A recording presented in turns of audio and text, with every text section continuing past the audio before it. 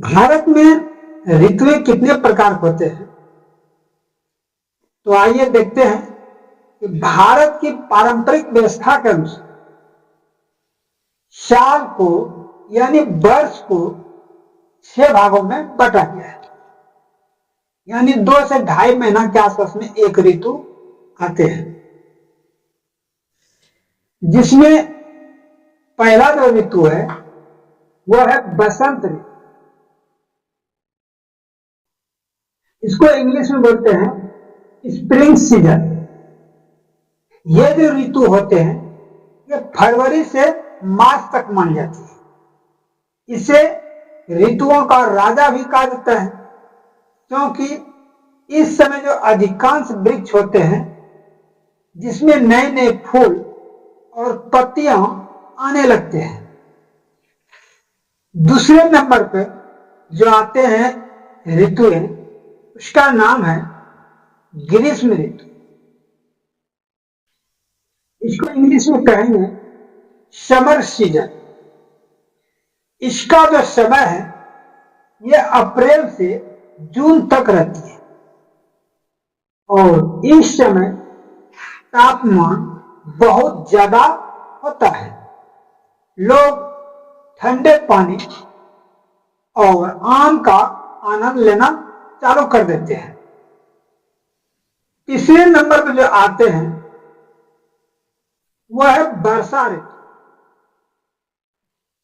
जिसको इंग्लिश में बोलेंगे मानसून सीजन। इसका जो अवधि होता है ये जुलाई से सितंबर तक होती है। इस समय बारिश बहुत ज्यादा मात्रा में होती है और किसान लोग खेती करना चालू कर देते हैं। और ये जो सीजन होते हैं खेती के लिए ये बहुत महत्वपूर्ण सीजन है। और चौथा जो ऋतु है उसका नाम है शरद ऋतु, जिसको इंग्लिश में बोलेंगे ऑटम सीजन। और इसका जो समय है अक्टूबर से नवंबर तक। इस समय लगभग आसमान साफ रहता है और मौसम इतना सुहावना रहता है कि मत पूछिए। और 5वें नंबर पर जो आते हैं उसका नाम है हेमंत ऋतु, जिसको इंग्लिश में बोलेंगे प्री विंटर। और इसका जो समय अवधि है लगभग नवंबर से दिसंबर तक रहती है और इस समय लगभग ठंड धीरे धीरे बढ़ना चालू हो जाती है। और अंत में जो आते हैं उसका नाम है शिशिर ऋतु।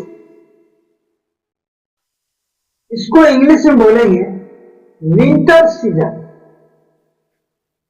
और इसका जो समय है ये जनवरी से फरवरी तक होती है और इस समय साल की सबसे ज्यादा ठंड पड़ने लगती है।